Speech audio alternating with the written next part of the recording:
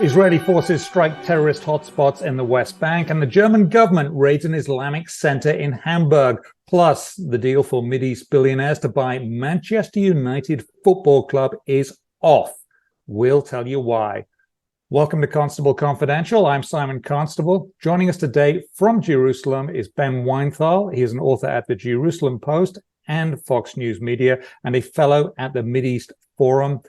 And he's also writing for a lot of other places too. Welcome, Ben. I hope you've been well this last week.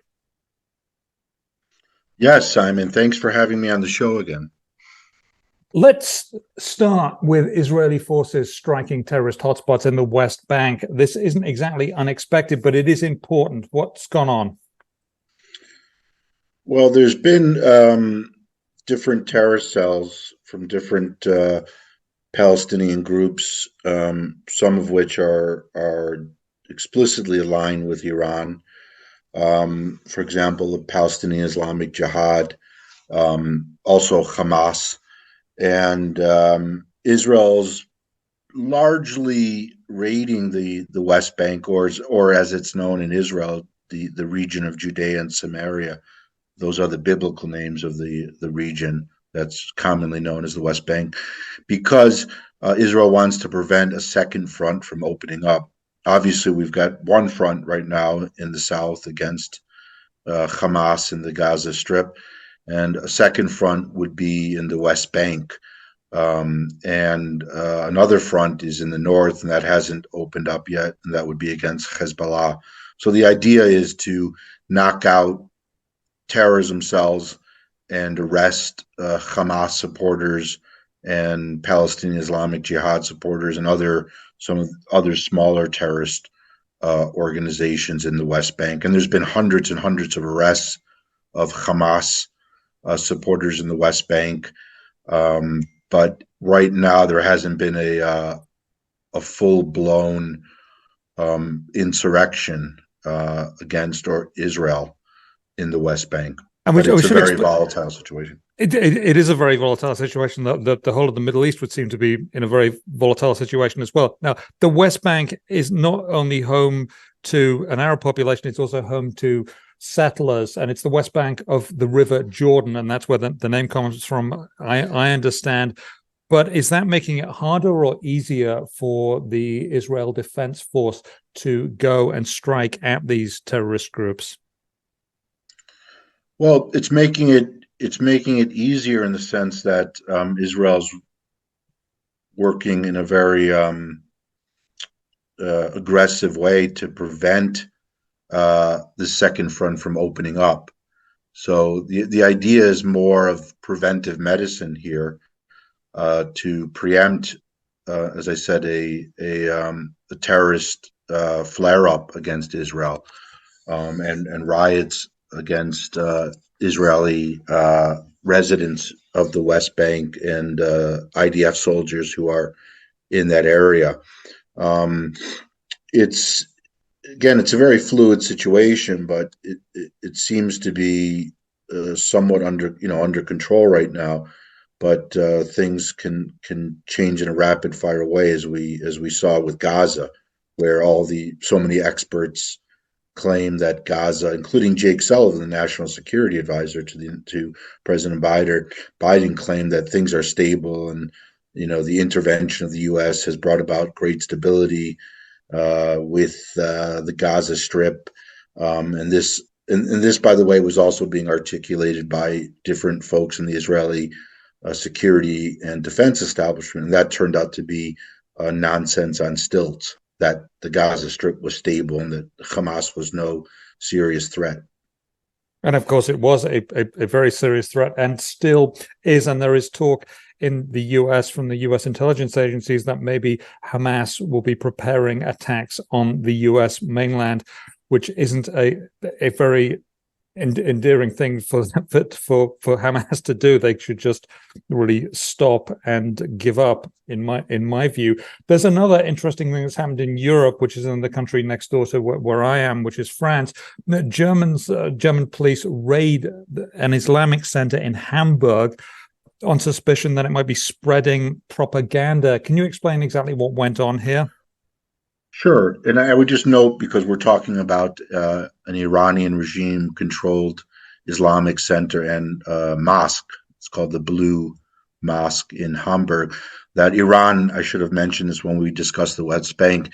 Iran is playing a highly dangerous role in the West Bank because it's supplying most of the weapons that are being confiscated by the Israeli security forces and that are being used by Palestinian terrorists in the West Bank. So uh, Iran is ubiquitous in terms of its terrorism right now. Yeah, And we should remind everybody that almost every terrorist organization in the Middle East is funded or backed in some way by Tehran, the mullahs in Tehran. So that includes Hezbollah, Hamas, Islamic Jihad, and others. correct. And in Hamburg, the northern port city in Germany, there's, as I said, there's an Islamic center and a blue mosque. I've been there back when I was based in Germany, and it's a gorgeous mosque. It was built during the Shah's period, I believe in the 50s or 60s. I need to check the exact date, but it started during the Shah's period, and then once the revolution in Iran unfolded, the Islamic Center was absorbed by the revolutionaries in the Islamic Republic, and that Islamic Center has been a hotbed of Hezbollah support, and they've glorified Iranian regime terrorists at this Islamic Center.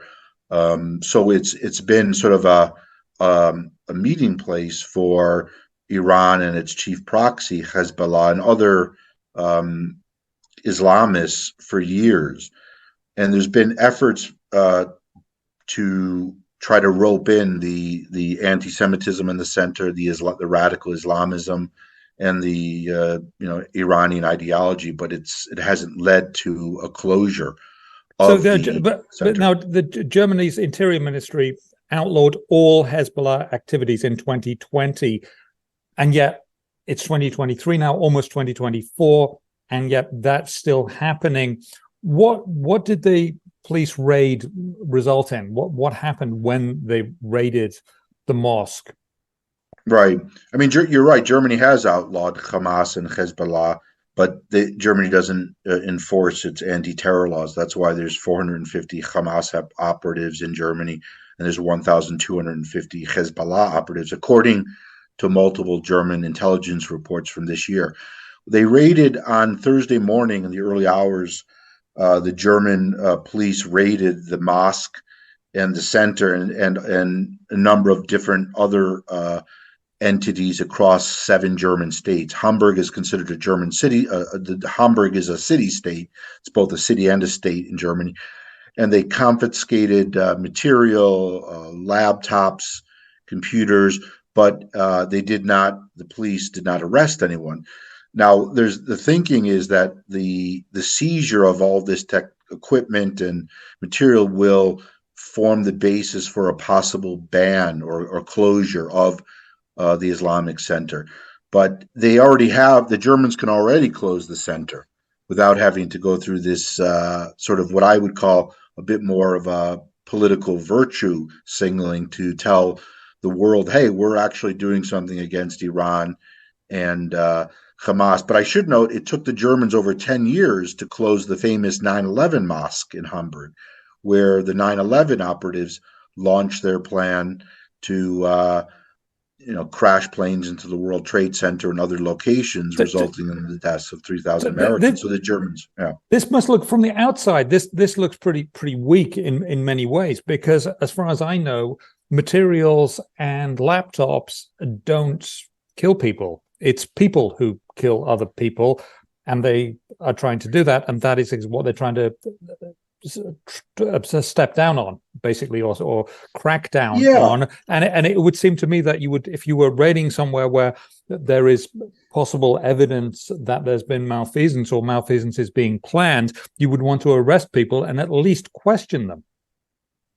Yes, that's why Germany's foreign policy, and to a large extent its domestic policy, has been one of what I call the politics of miscongeniality.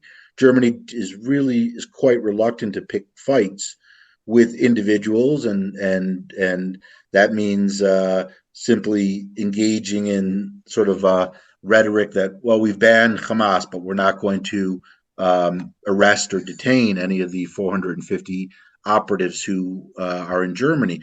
But Germany does like to pick fights with two countries. That's been my experience, and those countries are Israel and the United States.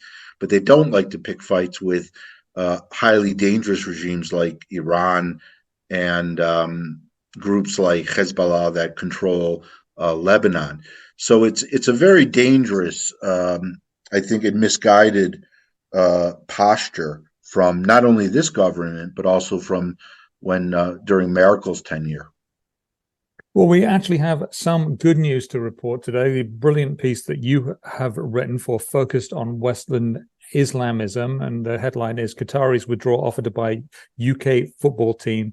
They're engaging in damage control. Explain what's gone on here. Of course, I think everybody knows the name of the football team in question, possibly the most famous football team in the world, Manchester United.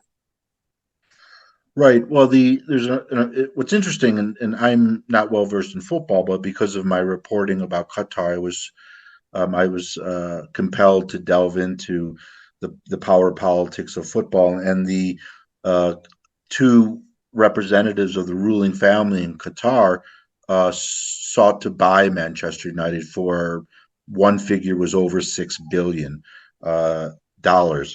And the family that owns Manchester United is an American family, the Glazers that own the Tampa Bay Buccaneers.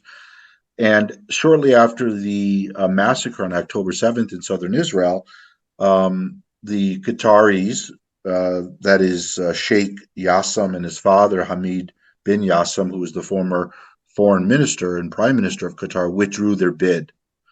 And we think, and this is what I wrote about in the article, that it had something to do with the fact that the Glazer family, because they're American Jews, were concerned about Qatar's anti-Semitism and the anti-Semitism of one of the buyers, who said that if the Jews were were involved in selling oil, the prices would be much higher. And this statement came out before the massacre, and I had been reporting about it, and I contacted the Glazer and the family and asked them about it. And obviously, Qatar's been charged with enabling terrorism for many, many years, whether al-Nusra or the Islamic State or even Iran's IRGC, and now, of course, Hamas. So that might have played a key role in the decision of the Qataris to withdraw their bid, because the Glazers decided to announce, again, this wasn't made public, that they weren't going to sell to the Qataris. The Manchester Evening News did report on my article, and the reporter implied or suggested that the fact that this anti-Semitism came into play here, that might have been one reason the deal collapsed.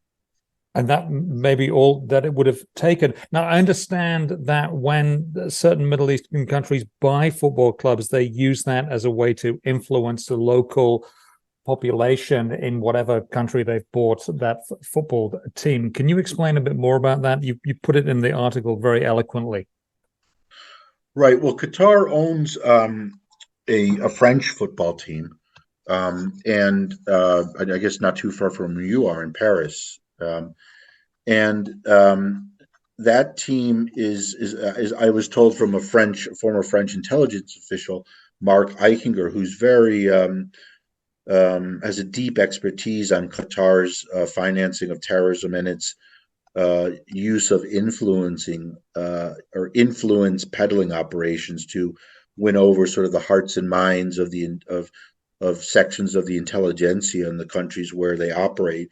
And with their team in Paris, the Qataris use the VIP room, according to Mark Eichinger, whom I quoted, to sort of smother journalists and attention and provide very expensive seats so they can watch the football match. And at the same time, the expectation is, as part of this quid pro quo, that journalists will provide good coverage of Qatar. And Qatar's former prime minister, as I mentioned, HBJ, that's his initial, Hamid bin Jassem, told the Kuwaiti outlet last year that they have journalists on their payroll, some of whom went on to become MPs in their national parliaments. He didn't name names, but he did openly acknowledge it. So that's one. I mean, the level of Qatar's influence operation in Western countries is very broad. It's enormously vast, and there have been documentaries. For example, Arta has done a documentary on Qatar's influence in Europe, and of course they were involved, Qatar, recently in bribing European lawmakers in Brussels as part of a scandal. So it goes on and on and on. And but football is one way they try to what's called sport wash their image. Sport washing is the term, similar to what I guess Adolf Hitler did during the 1936 Olympics in Berlin, where he tried to present the Hitler movement as something progressive and enlightened, and use the Olympics as a way to sport wash his country's repression of minorities. I guess that's been stopped in its tracks. At least it's been stopped from going forward in a fairly big way. Manchester United is a big name in football, and football is very big in Europe. Now, also this week, we learned that some people in the US think Qatar is an enemy that is posing as an ally. I found that comment rather interesting. What do you make of that? Right. There have been a number of articles in the Wall Street Journal. I just saw an article in Newsweek that an editor sent to me, Josh Hammer, about Qatar being a state sponsor of terrorism. And then Yigal Carmon spoke on Eric Shawn's program on Fox News about Qatar, as you just mentioned, pretending to be an ally, but is really an enemy of the West. And I think that neatly captures what Qatar's MO is, to sort of cajole and present itself as this very sophisticated Gulf country that's heavily modernized, enormously wealthy, and has it managed to bring some Western universities onto the peninsula where it's based. And although these universities can't, of course, teach gay rights or promote women's rights, there's a strong, rigid censor, and that's why I think this duplicitous nature of the regime is starting to bubble to the surface, and people realize that we're dealing with a regime that's hoodwinked. I think the governments of Germany, France, United States, and the list goes on, through its behavior, but mainly because it's spending hundreds and hundreds of billions of dollars, and of course bribery is an internal part of that process of allocating funds, whether to universities or to journalists or to businesses. But I should say, Simon, that I wanted to say what's dangerous about this regime, and this is what I think will be coming out over the next few months, is the regime is largely grounded in a Muslim Brotherhood ideology. And the Muslim Brotherhood was founded in Egypt in the late 1920s. And this organization, which the greatest Middle East historian of all time, Bernard Lewis, classified as a highly dangerous organization, is banned in certain countries like Egypt and in many Arab countries. And the Qatar, however, promotes the Muslim Brotherhood ideology. And the Muslim Brotherhood ideology animated, in many ways, Osama bin Laden and many of the genocidal Islamic terrorists that we see operating today. And we should point out, as a matter of historical note, that the Muslim Brotherhood sided with the Axis, which included the German Nazis and many of the more German uniforms during World War II, which is not exactly a badge of honor for anyone. Correct. That's an excellent point. And that's Qatar. Qatar is drowning in this Muslim Brotherhood ideology and exports its Muslim Brotherhood ideology to mosques and Islamic centers across Europe and to the United States, and also through its charities. And this, I think, is the next big story to be written about, is how Qatar is exporting its Muslim Brotherhood ideology. And it's important to note, Hamas in the Gaza Strip is just an offshoot of the Muslim Brotherhood. In fact, Hamas is the Muslim Brotherhood in the Gaza Strip. The Muslim Brotherhood ideology animates Hamas, and that somehow has, I think, somehow been relegated to an inferior status during the coverage of Hamas in this war. So it's just one of the many tentacles of terrorism emanating from Tehran in some way, but getting all over the Middle East. Thank you very much, Ben Weinthal, author at Fox News Media and the Jerusalem Post and other distinguished publications. I'm Simon Constable. This is Constable Confidential. That's it.